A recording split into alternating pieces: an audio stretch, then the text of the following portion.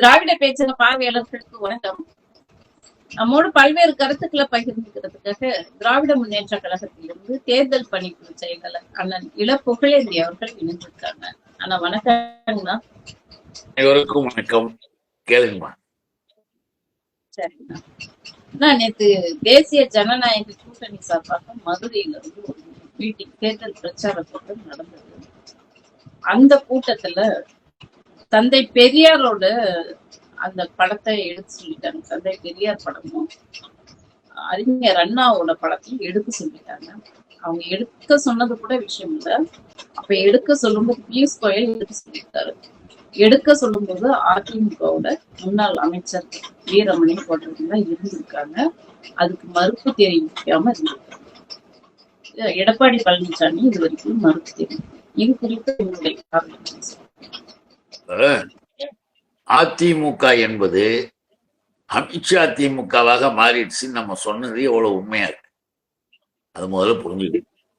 ஏன்னா அவர்களுடைய நோக்கம், அவர்களுடைய வேலை என்பதெல்லாம் யூனியன் கவர்மெண்ட்ல இருக்கிற அதிகாரமும் அங்கே இருக்கக்கூடிய மோடியினுடைய அரசாங்கத்தினுடைய வேலைகளுக்கும் அடிமைகளாக போய்விட்டதுல எடப்பாடி முன்னால் இருக்காரு. பேரு திராவிட இயக்கம், திராவிடம் என்றதே அதுல இருக்கக்கூடாது. அதிமுக என்பது அமித்ஷா திமுக அழகா தெளிவா சொல்லிட்டோம். இதுல தொடர்ந்து இவர்கள் செய்துகிட்டு வர வேலையில ஐயா படத்தை, தந்தை பெரியார் படத்தை அங்க போய் வச்சது யார்? நீங்க எடுத்தவனை நம்ம பார்க்கணும், வைத்தவர்கள் யாரு அதையும் நீங்க நினைக்கணும். இந்த எடப்பாடி அதான் சொல்லணும், வைத்தவர்கள் யாரா இருப்பாங்க? உண்மையான நம்முடைய உணர்வு படைத்த பெரியார் இருக்கணும், அண்ணா இருக்கணும் அப்படின்னு நினைக்கிறாங்க இல்லையா? அவங்க இருந்திருப்பாங்க. அது அங்கு வேலை செய்யக்கூடிய அந்த ஒர்க்கர்ஸ் இருந்திருப்பாங்க. இன்னைக்கு எதுக்காக இதை குறிப்பிடுறோம்னா, இந்த எடப்பாடியினுடைய செயலின் மூலமாக அப்படிப்பட்ட உண்மையானவர்கள் எவ்வளவோ பேரு மனம் வெறுத்து தூக்கி போட்டுட்டு, ஏற்கனவே எடப்பாடிக்கு ஓட்டு போட்டவங்க கூட கொஞ்சம் பேர் ஓட்டு போடாம போறதுக்கு இது வேலையாச்சு. அதனாலதான் நம்ம தலைவர் சொன்னது எவ்வளவு உண்மையா இருக்கு பாருங்க. நம்முடைய தலைவர் முதல்வரான தளபதி சொன்னாரு, நரேந்திர மோடி அடிக்கடி வந்துட்டு போனாதான் அவர்களுக்கு ஓட்டு குறையும், அவர் வந்துட்டு போனாதான் நம்ம வெற்றி இன்னும் நல்லா இருக்கும் அப்படின்னு சொன்னாரு என்பதற்கு இதை ஒரு காரணமா கூட நீங்க நினைச்சு பார்க்கலாம். ஏன்னா ஆர்வத்தோடு போய் வைக்கிறவங்க இருந்திருக்காங்க, அதை வேகமாக எவரோ சொன்னாருன்னு எடுக்கிறவங்க இருக்காங்க. ஆக எடுத்தவர்கள் மீது வைத்தவர்களுக்கு கோபம் வருமா வராதான்றது உண்மை. அடுத்ததா என்னன்னா, நரேந்திர மோடி அங்க போய் பெரிய இத பேசிட்ட மாதிரி இல்லைங்கண்ணா. எனக்கு அதுல இன்னொரு கேள்வி. நரேந்திர மோடி திருப்பரங்குன்றம் அந்த கோயிலுக்கு முன்னாடி நிக்கிற மாதிரி ரெட்டலையை காட்டிட்டு இருக்காரு. அந்த படத்தையும் எடுக்க சொல்லியிருக்காங்க. இப்படி காட்டிட்டு இருக்க, அப்புறம் இன்னொரு படம் திருப்பரங்குன்றத்துக்கு முன்னாடி இருக்கிற மாதிரி நின்றுட்டு இருக்காரு. அந்த படத்தையும் எடுக்க சொல்லியிருக்காங்க. இப்ப இதை வைக்க சொன்னது யாரு? ஏன் அதையும் எடுக்க சொன்னாங்க? அதாவது அவர்கள் எதை செய்தாலும் அதற்குள்ள ஒரு காரணத்தை வச்சிருப்பானுங்க. அந்த காரணம் படு மோசமா இருக்கும். நாம முருகனுடைய இதுக்கு திருப்பரங்குன்றம் போனதுக்கும் திருப்பரங்குன்றத்துல போய் கையை காட்டுறதுக்கும் ஆர்வத்துக்கும் வச்சிருக்கும் போது, நரேந்திர மோடியினுடைய ஆட்கள், அவங்க பிஜேபி காரர்கள் தான் அந்த படத்தை எடுக்கிறாங்க. வச்சதும் அவர்கள் தான், எடுத்ததும் அவர்கள் தான். சாமி படத்தை கோயில் படத்தை இதெல்லாம் அவங்க தான் வைக்கிறது. பட்ஜெட்டு ஏன் எடுக்கிறாங்கன்னா, இது தேர்தல் பிரச்சாரத்துக்கு நம்ம செய்ய போற கூட்டம், இந்த கூட்டத்துல எல்லாரும் வரலாம், நமக்கு 2-3 பேர் இருக்கலாம், வரலாம். இப்ப அதிமுகவிற்காக ஓட்டு போடக்கூடியவர்கள் கூட இந்த மாதிரியானதெல்லாம் பார்த்துட்டு நம்ம கிட்ட இருந்து போயிட போறாங்கன்னு ஒரு பிளான கூட இருக்கலாம். அதுல இன்னொன்னு பாத்தீங்கன்னா, ஒரு உண்மையான ஒரு அந்த பக்தி, அந்த ஆன்மீகம், அந்த உணர்வாளர் என்ன பண்ணுவாங்கன்னா, நல்லா தெரிஞ்சுக்கணும். எதுக்காக சொல்றோம்னா, கடவுளையும் இந்த மதங்களையும் கூட நரேந்திர மோடி கூட்டம் வியாபாரமாக செய்வது மட்டுமல்ல, ஓட்டுக்காக எதையும் செய்வார்கள். அதுதான் அது. நீ மதுரைக்கு போயிருக்கிற, உண்மையான நீ ஒரு பெரிய அந்த காலத்து பக்திமானா இருந்தா மதுரைனாலே மீனாட்சி கோயில் போயிட்டு, மீனாட்சி கோயில் போறது ஒன்றும் 1 மணி நேரம் 2 மணி நேரம் பெரிய கஷ்டம் உனக்கு கிடையாது. உணர்வு இருந்தா, மனசு இருந்தா போயிருப்ப. மீனாட்சி கோயிலுக்கு போயிட்டு அதுக்கப்புறம் இங்க முருகன் கோயில் கூட போயிருக்கலாம், இல்ல முருகன் கோயில் போயிட்டு கூட மீனாட்சி கோயில் போயிருக்கலாம். ஏன்னா மதுரைக்கு போய் கோயிலுக்கு போறோம்னா மீனாட்சி கோயில் தான் எல்லாருக்கும் நினைவுக்கு வரும். அதெல்லாம் இல்ல, அந்த உணர்வுலாம் எதுவும் இல்ல. இங்கேருந்து இதுவரைக்கும் மதுரைக்கு போய் நீ திருப்பரங்குன்றமும் போனதில்லை. அதுல இருக்கிற விஷயத்த நம்ம தெரிஞ்சு போய் சிந்திச்சு பார்த்தா தெரியும். இங்க இருந்து போக வேண்டிய ரெட் கார்பெட்ல போறாரு இவரு. யாருக்கு? முருகனை பார்க்கறதுக்கு நடந்து போய் அங்க போய் அப்படியே நெடுஞ்சானா உழுந்து கும்பிடுறாரு. நெடுஞ்சானா உழுந்தா அந்த ரெட் கார்பெட்டு மேல அப்படியே வெள்ளை துணிகள் போட்டு அதுல உழுந்து கும்பிடுறாரு. மத்தவங்க எல்லாம் எப்படி கும்பிடுறாங்க, இவர் மட்டும் எப்படி கும்பிடுறாரு? எல்லாமே ஆக்ட், எல்லாமே ஒரு நாடக கம்பெனி மாதிரி அதை நடத்துறாங்க. இவர் வேணுன்னே முருகனையும் நாங்க கும்பிட்டோன்னு தமிழ்நாட்டு கடவுளாக, தமிழர்களின் கடவுளாக இருக்கிற முருகனை கும்பிட்டுட்டு வரோமா, தமிழை ஏமாற்றலாம், தமிழர்களை ஏமாற்றலாம் ஒரு பிளான், ஒரு திட்டம். வேற ஒண்ணுமே கிடையாது. ஏன்னு கேட்டீங்கன்னா அது பிரச்சனை ஒண்ணு கிளம்பிச்சு. இஸ்லாமியர்களுக்கும் நம்ம சைவர்கள் வைணவர்களாக இருக்கக்கூடிய மக்களுக்கும் அங்கெல்லாம் ஒன்னா இருக்காங்க, ஒற்றுமையா இருக்காங்க. நீ உன் கடவுள் கூட்டுக்க, நான் என் கடவுள் கூட்டுக்கிறேன், 2 பேரும் விழாக்கள் ஃபங்க்ஷன்லாம் ஒன்னா இருப்போம், எல்லாம் நம்மளாம் அண்ணன் தம்பியா வாழ்வோம், நம்ம திராவிட தமிழர்கள் அப்படின்னு இருக்காங்க. ஆனா இந்த பாஜக உள்ள நுழைஞ்சு எப்படியாவது சண்டையை உண்டாக்கணும், யாராவது உழணும், யாராவது அழணும் அப்படின்னு பார்த்தா ஒண்ணும் நடக்காம நம்ம தலைவர் அற்புதமாக திறமையால அதை சரி பண்ண அந்த இடத்துக்கு இன்னைக்கு மோடி போய் பெரிய இது கொண்டாடுறாங்க. எந்த நடிப்பு நடிச்சாலும் சரி, வெளிப்படையா அவர்களுடைய செயல்கள்ல சில காரியங்கள் அம்பலமாயிடுது. அதுக்காகத்தான் இதை வந்து அங்க இருக்கவங்களே சொல்லிருக்காங்க, பிஜேபி ஏன் மீனாட்சி கோயில் கூட போலாமே. ஆனா அதுக்கான இது இல்லைன்னா தலையில அடிச்சிருக்காங்க பல பேர். மோடி கூட்டம் இன்றைக்கு மதுரை கூட்டத்துல என்ன பேசுறாங்க? மதுரை கூட்டத்தில் இருக்காது வந்த அங்க வந்து இது திருப்பரங்குன்றம் அந்த இதை வந்து மோடி வந்து எவ்வளவு நாடகம் நடிச்சாரு, எப்படி போனார்? மதுரை கூட்டத்துல என்ன பேசியிருக்காங்க? எதை பேசணுமா? மதுரை கூட்டத்துல பேச வேண்டியது என்னன்னு அங்க இருக்கவங்க என்ன, நீ எதுக்காக வந்த வேலையை என்னத்தை பார்த்த என்பதுதான் இப்ப எல்லாருடைய கேள்வி. நீங்க என்ன அதுல வந்து நீங்க என்ன நினைக்கிறீங்க? இல்லைங்கண்ணா, இப்ப இது நம்ம முதல்வர் என்ன சொல்றாருன்னா, தமிழ்நாட்டுக்கு நிதி எதுவுமே கொடுக்கறது இல்ல அப்படின்னு சொல்றாரு. ஆனா பிரதமர் வந்து 12,000 கோடி இது வரைக்கும் கொடுத்திருக்கிறேன் என்று சொல்லி நிதி கொடுத்ததை பத்தியும் சொல்றாரு. இன்னொரு மிக முக்கியமான விஷயம் ஒண்ணு சொல்லியிருக்காரு. அதாவது இந்த கலைஞர் இது பிரதமர் வீடு கட்டும் திட்டத்துல மொத்தம் 6 லட்சம் வீடுகள் கட்டி கொடுத்திருக்கு. இவங்களும் மக்களுக்கு நல்லது செய்ய மாட்டாங்க, செய்யறவங்களையும் செய்ய சொல்லி விட மாட்டாங்க என்று சொல்லிட்டு சில்லறத்தனமாக 3 லட்சம் வீடுகளை கட்ட விடாம இன்னும் கலாய்வு பண்ணாம இருக்காங்க என்று சொல்லி நம்ம மாநில அரசாங்கத்து மேல அவர் வந்து குற்றம் சாட்டுறாரு. அதாவது நாம வந்து மோடியினுடைய பேச்சு, மோடியினுடைய ஒரு குற்றச்சாட்டுக்கும் தனித்தனியா பதில் சொல்றதுக்கு முந்தி இந்த குற்றச்சாட்டுக்கள் இந்த இதெல்லாம் புதுசா உருவாக்கி கருவாக்கி இப்ப பேசிட்டு இருக்க. இவ்வளவு நாள் திமுக அரசின் மீது ஏதேதோ பேச வரும்போது இதெல்லாம் தெரியல, இதையெல்லாம் சொல்லல. ஒண்ணு நல்லா தெரிஞ்சுக்கணும், யூனியன் கவர்மெண்ட்ல இருந்து ஸ்கீம்ஸ் அறிவிப்பாங்க, திட்டத்தை அறிவிச்சிருவாங்க. திட்டத்தை அறிவிச்சுட்டு ஏற்கனவே நம்மளுடைய கூட்டணி அரசுலாம் இருக்கும் பொழுது ஒரு திட்டத்தை அறிவிச்சா அதற்கான நிதியை முதலில் ஒதுக்கி வேலைகளை செய்வாங்க. இவர்கள் என்ன பண்ணாங்க தெரியுமா? மோடி தானே, அவரையே திருப்பி கேட்கணும், நீ வந்து உன் திட்டம் இத்தனை லட்சம்ன்ற, நீ பணத்தை ஒதுக்கி கட்ட வேண்டியது யார் வேணான்றது, ஏன் நீங்க என்ன பண்ணீங்க? அப்போ யூனியன் கவர்மெண்ட்ல இருந்து ஒதுக்கப்பட வேண்டிய நிதியே கொடுக்கல, சுத்தமா நிதியே கொடுக்காம இதுக்கு ஒரு பேரு வேற பெருமை வேற.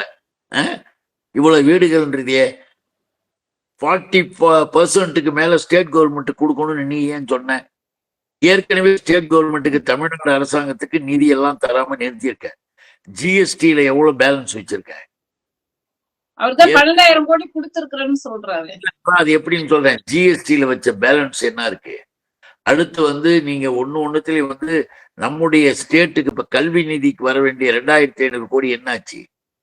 இப்படி பார்த்தா ஒரு துறையில நிக்கிறது ஒரு பக்கம். இவரு எல்லா கவர்மெண்ட்டுக்கும் யூனியன் கவர்மெண்ட் என்பது தரக்கூடிய நிதி என்பது ஆட்டோமேட்டிக்கா போகுது இல்லையா? இப்போ ஒரு வீடு கட்டுற திட்டத்துக்கு 60 கோடினா இவர் அரசாங்கத்துக்கு நமக்கு மாநில சர்க்காருக்கு இவ்வளவு கட்டணும்னு சொன்னது தப்பு. நீ 60 கோடியில ஒரு பாதியை கொடுத்துட்டு கட்ட ஆரம்பிங்க, மீதியை கொடுக்கறோன்றது வேறு விஷயம். இவர்கள் அதெல்லாம் எதுவுமே கொடுக்காம என்ன பண்றது, வச்சுக்கிட்டு பேலன்ஸ் வச்சுக்கிட்டு இருக்கும்போது ஒரு அரசாங்கமும் கட்டாயமாக மாநில அரசிற்கு இந்த நிதி கொடுத்தாகணும் அப்படின்னு இருக்கு. அந்த நிதியெல்லாம் இவரு மோடி கொடுக்கறது கிடையாது. எந்த காலத்திலும் காலங்காலமாக ஒரு யூனியன் கவர்மெண்ட் ஸ்டேட் கவர்மெண்ட்டுக்கு கொடுக்கறத கணக்கு போட்டுக்கிட்டு நான் இதை கொடுத்தேன் நான் அதை கொடுத்தேன் அப்படின்னு பேசுறது மிகப்பெரிய தப்பு. இது கலைஞ்செடுத்த கிரிமினல் தனம் இது. சரி, அப்புறம் எதுக்குதான் இருக்கு? யூனியன் கவர்மெண்ட்டுக்கும் ஸ்டேட் கவர்மெண்ட்டுக்கு என்ன ரிலேஷன்ஷிப்பு, மணி ரிலேட்டிவ் என்ன இருக்கு சொல்லுங்க பார்ப்போம். நீ போடுற திட்டத்துக்கும் பணத்தை கொடுக்க மாட்டேன், நீ எதையுமே கேட்கறதுக்கும் திருப்பி கொடுக்க மாட்டேன். எங்ககிட்ட இருந்து ஜிஎஸ்டியை கலெக்ஷன் பண்ணிக்கிட்டு போயிட்டேன், எங்ககிட்ட மாநில சர்க்காருக்கு இருந்த அதிகாரங்களையும் நீ உரிமை எடுத்துட்ட. இப்படி எல்லாத்தையும் பண்ணிட்டு யூனியன் கவர்மெண்ட்ல இருந்து கட்டாயமா கொடுக்க போறதெல்லாம் ஒரு கணக்கு எடுத்து வச்சுக்கிட்டு நான் இத்தனை கோடி கொடுத்தேன் அத்தனை கோடி கொடுத்தேன்றது ஏமாற்று வேலை, பித்தலாட்டத்தன்மை. சொல்றாருன்றீங்க, கொடுக்க போறதா நினைச்சிட்டு சொல்றாரு, இன்னும் கொடுக்கல. இல்ல கொடுக்கல, எப்படி கொடுப்பாரு? அவருக்கு கொடுக்கிற நோக்கம் இல்லைன்னு ஒண்ணு. ஆனால் யாராக இருந்தாலும் அது எந்த கவர்மெண்டாக இருந்தாலும் ஒரு குறிப்பிட்ட சதவீதங்கள் பணங்கள் வந்துகிட்டு போயிட்டு தான் இருக்கும், டிரான்சாக்ஷன் இருக்கதான் செய்யும். அதெல்லாம் இவர் அப்படியே ஆசைப்பட்டு இவர் பெரியப்பட்டு இவர் அரசாங்கம் நம்ம ஸ்டேட் கவர்மெண்ட்டுக்கு கொடுத்ததுன்றதே தப்பு. இப்போ நம்ம முதல்வர் ஒன்றிய அரசாங்கத்திட்ட இருந்து நமக்கு எந்த ஒரு பகிர்வும் வரதில்லை அப்படின்னு சொல்லி தொடர்ந்து குற்றச்சாட்டு வச்சுட்டு இருக்காரு. ஆனா பிரதமர் மோடி பேசும்போது 12 லட்சம் கோடி கொடுத்திருக்கோம் நாங்க என்று சொல்லி சொல்றாரு.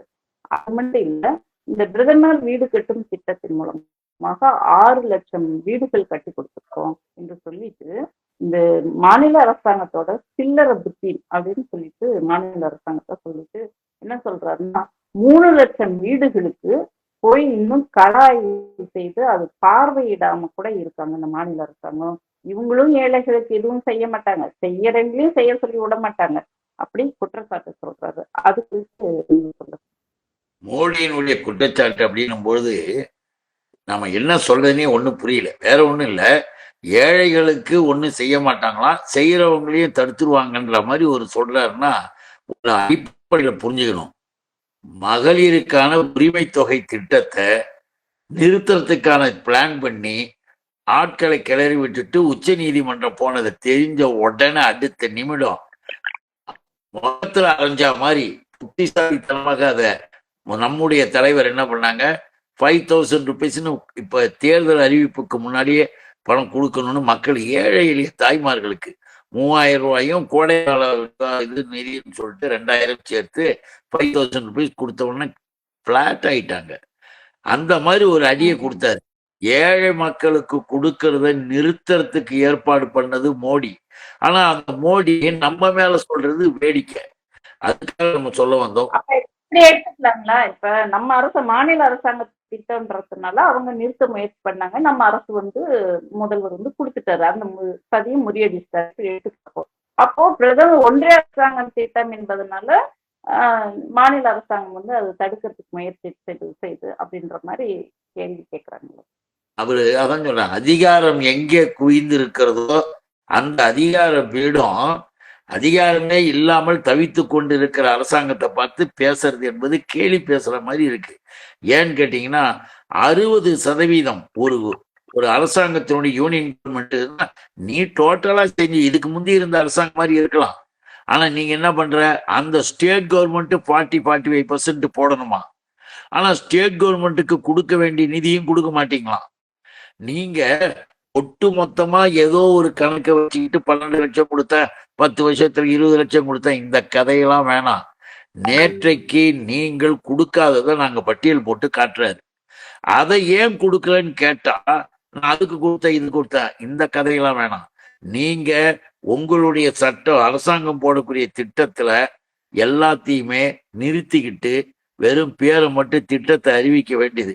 அதிலும் கூட நம்முடைய முதல்வர் பல கஷ்டங்களுக்கு இடையில ஏழை மக்களுக்கு செய்ய வேண்டியதை செஞ்சாங்க. ஒரேடியாக நீங்களே செய்யணும். நாம எல்லாத்தையும் போட்டு திறந்து கட்டி வச்சிருந்தோம்னா ஒரு பேரை போட்டுக்கிட்டு திறப்பாராம். இதே யூனியன் கவர்மெண்ட். ஆக நம் மீது சுமையை ஏற்றுவது, நம் மீது பழியை சுமத்துவது, இந்த வேலையை மோடி இங்க செஞ்சுட்டு போயிருக்கிறாரு. அதுவும் மதுரையில அவர் பேசிய பேச்செல்லாம் வெறும் கூத்துத்தனமாக இருந்ததை தவிர ஒரு அரசியல்ல உயர்ந்த ஒரு நிலையில் இருந்தவங்க பேசுறதாக இல்லை. நீங்க என்ன செஞ்சீங்கன்னு சொல்லுங்க. அதுதான் நம்ம தலைவர் கேட்டார். ஏழை எளிய மக்களுக்கு, தமிழ்நாட்டிற்கு நீங்க என்னென்ன தொகை செஞ்சீங்க, எப்படி சொல்லுங்கன்னா அதை சொல்ல மாட்டாராம். ஆனா நம்ம கவர்மெண்ட் ஊழல் ஊழல்னு ஒண்ணு தெரியல. 12 லட்சம் கோடின்னு கூட சொன்னாரே ஒழிய அந்த 12 லட்சம் கோடி எதுக்கு நம்ம கொடுத்தோம் அப்படின்ற அந்த பட்டியல் இல்ல அவருக்கு. எதுக்கு கொடுத்தோம்ல, எப்ப கொடுத்தோம் முதல்ல அதை சொல்லட்டும். எல்லாமே டூப்பிங், டூப்பர் மாஸ்டர் மாதிரி dupe master mister Narendra Modi. நாம இப்ப ஒண்ணு தெரியும் உங்களுக்கு, சிஏஜினா சென்ட்ரல் யூனியன் கவர்மெண்டினுடைய ஒரு அமைப்பு. அந்த சிஏஜி என்ன பண்ணிருக்கு தெரியுங்களா? போன ஆண்டு 7.5 லட்சம் கோடி ஊழல் என யூனியன் கவர்மெண்டினுடைய ஒரு விசாரணை அமைப்பு தகவல் வெளியிட்டது. 7.5 லட்சம் கோடி மோடி அரசாங்கத்துல. அந்த அறிக்கையை பார்த்துட்டாங்க. ஆனாலும் கூட அதை வெளியிடாமல் தடுத்தது நரேந்திர மோடி. இப்படி ஃப்ராடுத்தனத்தை பண்ணிட்டு எல்லா விதத்திலையும் பாத்தீங்கன்னா, இப்ப நாம ஏதாவது ஒண்ணு செஞ்சுட்டோம், ஐயா படத்தை வச்சு ஐயா படத்தை எடுத்துட்டானுங்க, இது என்ன இந்த மாதிரி பண்றீங்கன்னு நம்ம கேட்கும்போது அதுக்கு பெரிய இது மாதிரி நாளைக்கு எதையாவது சொல்லுவானுங்க. இப்ப இவனுக்கு பாரு, பட்டேல் சிலையை வைக்கிறேன்ட்டு, பட்டேலுக்கு செலவு வைங்க, அதை பத்தி நம்ம வேணாம். பட்டேல் சிலையை வைக்கிறேன்னு எவ்வளோ? 3000 கோடியில் ஒரு சிலை. அந்த 3000 கோடியில் செய்த சிலையை யார் செஞ்சது? சீன தேசம், சைனா. சைனாவுல செஞ்சு 3000 கோடியில பட்டேலுக்கு ஒரு சிலையை வச்சுட்டு மோடி போட்டோ எடுத்துக்கிறார். அப்போ இது உள்ள போய் பார்த்தா எல்லாமே ஒரு இயற்கையானது இல்லாமல் செயற்கைத்தனம் நமக்கு தெரியும். சைனாவுக்கும் என்ன, சைனாவில் போய் என்ன இப்போ வேலை? 3000 கோடியில ஒரு சிலை இப்ப யாராவது கேட்டாங்களா? இல்லை. ஆனாலும் கூட சிலவற்றை மறைப்பதற்கு, பலவற்றைக்கு எதையாவது கதை சொல்றதுக்கு இந்த மாதிரி பண்றது. இல்ல, மோடியினுடைய இதெல்லாம் என்ன ஊதாரித்தனம். ஊதாரித்தனம் சொல்லுவாங்க இல்லையா? பட்டேல் சிலை வைங்க, எல்லாரும் வச்ச மாதிரி வைங்க, சிலையை வச்சுட்டு நீங்க மரியாதை செய்யுங்க. இப்ப பண்டிதர் ஜவஹர்லால் நேரு சிலை இருக்கு. ஏன்? இவங்களால சுடப்பட்டு இறந்து போன காந்திக்கு கூட சிலை இருக்கு இல்லையா? அதே மாதிரி பட்டேலுக்கு சிலை வைக்கிறதுக்கு நம்ம வேணாம். ஆனால் திமுகவோ திராவிட கழகமோ திராவிட இயக்கமோ ஏதாவது ஒரு சின்னதா ஒரு இது ஒண்ணு பண்ணிட்டா போதும். இப்பொழுது தேவையா? யாரு இந்த கோஷ்டி? அது மக்களுக்கு செய்ய வேண்டிய நேரத்தில் ஏன் இதை செய்தீர்கள், ஏன் அதை செய்தீர்கள் குதிப்பானுங்க. ஆனா இந்த மாதிரி மோசடி மோடி செய்யறாரு. அதுக்காக சொல்ல வந்தேன். ஓகேங்கண்ணா. இப்போ எடப்பாடி பழனிசாமி, நாங்க இது தேர்தல் கூட்டணி தான், இந்த கூட்டணி முடிஞ்சு விட்ட இருந்தா சொல்றோம், இல்லைன்னா நாங்க வெளியே வந்துருவோம், எங்க கொள்கை வேற அவங்க கொள்கை வேற அப்படின்னு சொல்லிட்டு பிரச்சாரத்துல பரப்புரை பண்றது.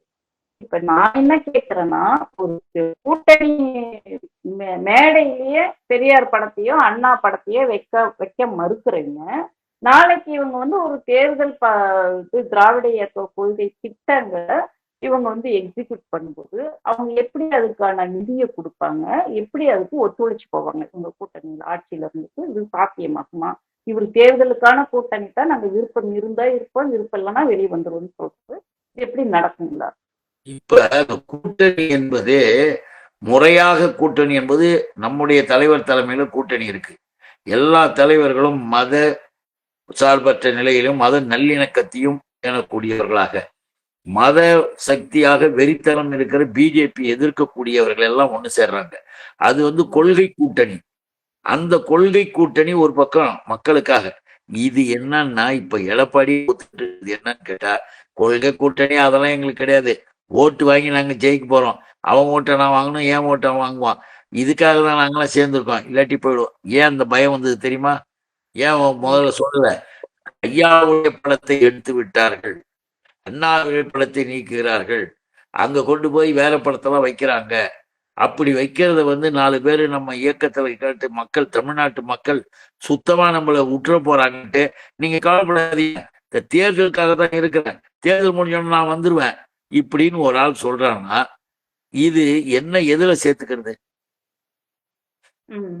உண்மையிலே இல்ல இப்ப பார்த்தோம் அவங்க வந்து கூட்டணியில தேசிய ஜனநாயக கூட்டணியில இருக்கிறதுக்கு காரணமே நாங்க வந்து ஆளுங்கட்சியான ஒன்றிய அரசாங்கத்துக்கு கூட இணக்கமா இருந்தா நாங்க நிதி வாங்கிட்டு வந்து செய்வோம், அதனால நாங்க இருக்கோம் அப்படின்னு சொல்லிட்டு சி.வி. சண்முகம்னா நாங்க சொன்னா எவ்வளவு நிதி வேணாலும் அதை கொடுப்பாரு அப்படின்னு சொல்லிட்டு பிரச்சாரமா பண்ணிட்டு இருக்காரு. நான் இப்ப அதான் கேக்குறேன், நீங்க பெரியாரையும் அண்ணாவையும் வச்சுக்கிட்டு நீங்க வந்து நிதி கேட்டா ஒண்ணு அவங்க வந்து நீ இருந்தா செய்யக்கூடாதுன்னுவாங்க, இல்லனாக்கா நிதி உங்களுக்கு அதே நிலத்தை நிதி கொடுக்க மாட்டேன்னு தானே சொல்லுவாங்க. அதுதான் நான் கேட்கிறேன். இதுக்கு முந்தி நீ வந்து முதலமைச்சரா இருக்கும் போதெல்லாம் எவ்வளவு நிதியை வாங்கணும்னு சொல்ல, எல்லாத்தையும் வாங்கி கீழ்ச்சிட்டியா?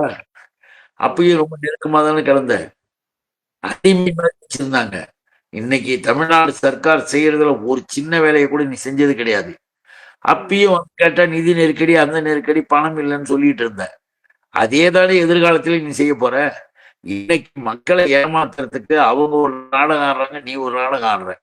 இந்த நடிப்பு நாடகங்கள்லாம் தானா வெளிவருது, அம்பலமாகுது, அவ்வளவுதான். உன்னுடைய கூட்டணியுடைய லட்சணத்தை உன்னுடைய தலைமைகளும் சொல்லிச்சு.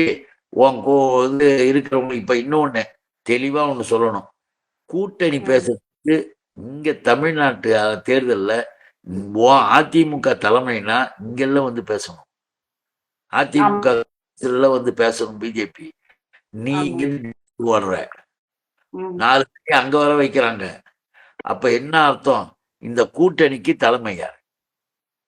அத சொல்ல சொல்லுங்க. நேற்று மோடி மேடையிலேயே எடப்பாடி பழனிசாமி சொன்னாரு, அதிமுக தலைமையில தான் ஆட்சி அமைக்கப்படும்னு சொன்னாரு மோடி முன்னாடியே. அடுத்தது மோடி பேசும்போது தேசிய ஜனநாயக கூட்டணி தலைமையில ஆட்சிங்கிறாங்க. இது என்ன அந்த முரண் என்னன்னா செல்ஃப் கான்ட்ரடிக்ஷன், சுய முரண்பாடு. இவர் சொல்லிக்குவாரு என் தலைமையில தான், என் தலைமையில ஈரியா உன் தலைமைன்றது கொஞ்சம் அடக்கு, நான் இருக்க மேல அப்படின்றது ஸ்ட்ராங்கா இருக்கிறார் இந்த கூட்டணி. ஆக கூட்டணி பேச்சுவார்த்தை டேபிள வெளியில உட்காந்து பேசிட்டு இருக்கிற அந்த டேபிள வெளியில வந்திருக்கு அந்த போட்டோவுல வந்துட்டு இவர் எடப்பாடி பழனிசாமி 4ஆவதா இருக்கார் பேச்சுவார்த்தை. டிடிவி தினகரனுக்கு அப்புறம் அதுக்கு முன்னாடி 2 பேரும் 5ஆவதா இருக்காரு. தலைமைன்றவரு எப்படி இடம் மாற்றி உட்காந்துட்டு இருக்காங்க? இது படமே பாடத்தை காட்டுது, இவங்க பாடம் வச்ச கதையை காட்டுது. எதுக்கு இதை சொல்றோம்னா ஒட்டுமொத்தமாக அதனால்தான் நம்முடைய தலைவர் சொன்னார், தளபதி அவர்கள், போட்டி என்பது, தேர்தலுக்கான போட்டி என்பது தமிழ்நாட்டுக்கும் டெல்லிக்கும், முதல்ல சொன்னாரு, தமிழ்நாட்டுக்கும் டெல்லிக்கும் திமுகவுக்கும் தேசிய கூட்டணிக்கும் இவனுங்களுக்கு அதுக்கு சம்பந்தம் கிடையாதுன்றத அங்க அழகா அடிச்சாரு. நாகேந்திரன் மாத்தி சொல்றாரு, இந்த கூட்டணி என்பது, இந்த தேர்தல் என்பது தர்மத்துக்கும் அதர்மத்துக்குமான போட்டி அப்படின்னு சொல்லிட்டு நயினார் நாகேந்திரன் சொல்றாரு. நயினார் நாகேந்திரன் நையாண்டி பண்ணிக்குவார் அவரே. அவரு தர்மத்திற்கும் அதர்மத்திற்கும்னா தர்மம் என்பது திமுக, அதர்மம் என்பது இந்த கூட்டம்ன்றது அர்த்தம். அதை அப்படிதான் ஜனங்க பார்ப்பாங்க. நீங்க கேள்விக்கு கேள்வி பதில் சொல்றதுன்றதுக்காக நயினார் நாகேந்திரன் போறவங்க எதையாவது சொல்றது. இன்னும் நாளைக்கு பாத்தீங்கன்னா 420 மழை இப்ப வந்து நிறைய ஆரம்பிச்சிருக்கு மறுபடியும் நம்மள. இவங்கெல்லாம் தமிழ்நாட்டு, நான் ஒரே ஒரு கேள்வி கேட்கிறேன், தமிழ்நாட்டு மக்களிடம் இந்த பாஜக என்கின்ற இந்த நபர்கள் டெபாசிட் கூட வாங்குறதுக்கு யோகியதை இல்லாம தேர்தல் நிற்கிறாங்க. எவனாவது நின்று டெபாசிட் வாங்குறானா? இந்த அண்ணாமலைக்கு எவ்வளவு ஓட்டு வந்தது? எல்லா இடத்துலயும் குலைச்சிக்கிட்டே, இந்த குட்டி நாய் கொள்ளைற மாதிரி இன்னொன்னு குலைக்குத, தமிழ் இம்சை ஒண்ணு குலைச்சிக்கிட்டே கிடக்குது, தான் மேலேயே தானே காரி துப்பிக்குது. அப்படிப்பட்ட வாதங்களை பண்ணிட்டு அதுக்கு ஒரு சிரிப்பு, அதுக்கு ஒரு பெருமை. ஏன்னு கேட்டீங்கன்னா அவங்க வந்து பிஜேபியில அவ்வளவு ஊறிட்டாங்களாம். பெண் உரிமை கிடையாது, சமூக நீதி கிடையாது, எதுவுமே கிடையாது, நாங்க அங்கதான் இருப்போம் அப்படின்னு பெருமையா பேசிக்கிறதுங்கன்னா என்ன அர்த்தம்? விளம்பரத்துக்கும் பணத்துக்கும் வியாபாரத்துக்கு இதுங்களுக்கு அலையிற இந்த கூட்டம் திமுக கூட்டணி பக்கம் கூட வர முடியாது. அந்த கூட்டத்தின் ஆட்டத்துல இந்த எடப்பாடி போன்ற எடுபிடிகள் போனதுனாலதான் ஓபிஎஸ் ஆலாம் அங்க இருக்க முடியல. ம், ம். 1000 சொன்னாலும் கூட அவரெல்லாம் வந்து இந்த கட்டத்துக்கு மேல இனி எனக்கு இங்க இருக்க வேண்டிய தேவை இல்லைன்னு கரெக்டா முடிவெடுத்து யார் வேணா எது வேணா பேசுங்க, நான் என் மனசாட்சிப்படி நடக்கிறேன், ஒரே தலைவனாக இன்னைக்கு தமிழ்நாட்டுல இருக்கிறது தளபதி மு.க. ஸ்டாலின் அப்படின்னு வந்துட்டாரு. இன்னும் இவனுங்க ஆடுனா இன்னும் இவனுங்க கதி அப்படிதான். ம், ம். சரிங்கண்ணா. இப்போ நம்ம இளம் தலைவர் உதயநிதி அவர்கள் பேசும்போது அடிக்கடி இந்த வார்த்தையை சொல்றாரு, நாங்க மோடிக்கும் பயப்பட மாட்டோம், ஈடிக்கும் பயப்பட மாட்டோம் அப்படின்னு சொல்லிட்டு அடிக்கடி பேசிட்டு இருக்காரு. அதுக்கு வந்து மறைமுகமா இவர் பிரதமர் மோடி வந்து பதில் சொல்லியிருக்கிறாரு. அதுக்கு என்ன சொல்லியிருக்கிறோம்னா, ஜனநாயக மதிப்பு வியங்கள்ல எனக்கு இருக்கும், அர்ப்பணிப்பை பாராட்டுகிறார்கள், அதனால என் மேல அவங்களுக்கு பயம் இல்லை அப்படின்னு சொல்லிட்டு மறைமுகமா பதில் சொல்லியிருக்காரு. இதுக்கு என்னமா பதில்? அதாவது நாம வந்து மோடிக்கு பத்தி எங்களுக்கு பயம் இல்லை அப்படின்னு சொன்னா என்ன அர்த்தம்னா, கெஜ்ரிவாலுடைய மேல இப்ப போட்டார்ல சிபிஐ ஆமா. அமலாக்கத்துறையின் மூலமா போட்டு ம். முதலமைச்சரா இருக்கும் போதே கைது பண்ணி ஜெயில தூக்கி போட்டு எல்லா அட்டூழியமும் பண்ணது சிபிஐ அமலாக்கத்துறையும். உச்ச ஆமா. நீதிமன்றம் பெயில் கொடுக்கும்போது சொல்லுச்சு, இது என்ன அநியாயமா இருக்கு, ஆதாரமே எதுவுமே இல்லாமல் இப்படி வந்து செய்றீங்களேன்னு உச்ச நீதிமன்றம் கண்டிச்சது. இன்னைக்கு அந்த கண்டிப்பா. வழக்குல அவங்க விடுதலை ஆயிட்டாங்க. அப்ப அமலாக்கத்துறையும் சிபிஐயும் என்னன்னு கேட்டா கைப்பாவையாக வைத்துக் கொண்டு சுயநல வெறி பிடித்தவர்களாக நரேந்திர மோடி கூட்டம் அமித்ஷா கூட்டம் தெரியுது. அவங்களுக்கு யார் யார் மேல பிடிக்கலையோ யார் யார் மேல நடவடிக்கை எடுக்கணுமோ அமலாக்கத்தை வரும், சிபிஐ வரும். அதைத்தான் நம்முடைய இளைய சூரியன் சொன்னாரு. சிங்கக்குட்டி மாரி அவர் பேசினாருன்னா ஒரு வேடிக்கைன்னா, இன்னைக்கு இளைய உதயா வந்து அப்படி ஒரு வார்த்தை விட்டாருன்னா இந்தியா முழுக்கும் சுத்துது. இன்னைக்கு ஆமா. அவருடைய வார்த்தைக்கு நரேந்திர மோடி பதில் சொல்லிக்கிட்டு கிடக்கிறாரு. அந்த அளவுக்கு வந்தாச்சு. ஆகவே அறிவுபூர்வமாக சிந்திக்கின்ற இந்த இயக்கத்தில் ஒரு இளைய சூரியனாக இருக்கிற உதயநிதியை நம்ம வரவேற்கிறோம், பாராட்டுறோம். ஏன்னா ஒரு கேள்வியிலேயே நரேந்திர மோடிக்கிட்டே ஒரு ஆட்டம் போட்டுச்சுன்னா எப்படி இருக்குதுன்னு பாத்துங்க. இது எதுக்காக சொல்றோம்னா, எல்லா வகையிலேயுமே ஒரு கருத்தை திமுகவுல இருந்து சொல்றாங்கன்னா அது யோசிச்சு சிந்தித்து சொல்வார்கள். முத்தமிழறிஞர் தலைவர் கலைஞர் சொல்லியிருக்கிறார், ஆதாரம் இல்லாமலும் எதையும் சிந்தித்து பார்க்காமலும் பேசக்கூடாதுன்னு. எண்ணி பேசு, எண்ணியதையெல்லாம் பேசாதன்னு. அதுதான் முத்தமிழறிஞர் கலைஞர். அதற்கு இலக்கணமா நம்முடைய இளைய சூரியனாக இருக்கிற இளைஞரணி செயலாளர் மாண்புமிகு துணை முதல்வர் இருக்காரு. நம்முடைய முதல்வர் அண்ணன் தலைவர் தளபதி அவர்கள் அவரை பார்த்து பெருமைப்படுகிறார், மகிழ்ச்சி அடைகிறார். அதைத்தான் இதுல இருந்து நாம தெரிஞ்சுக்க வேண்டியது. சரிங்க, மகிழ்ச்சிங்க. பல பல தரவுகள் இன்னைக்கு வந்து நம்ம பேசியிருக்கோம், பல கோணங்கள் அலசி ஆராய்ஞ்சிருக்கோம். நன்றி. நான் நீங்களும் அருமையா விடை கொடுத்துருக்கீங்க. அனைவருக்கும் நன்றி.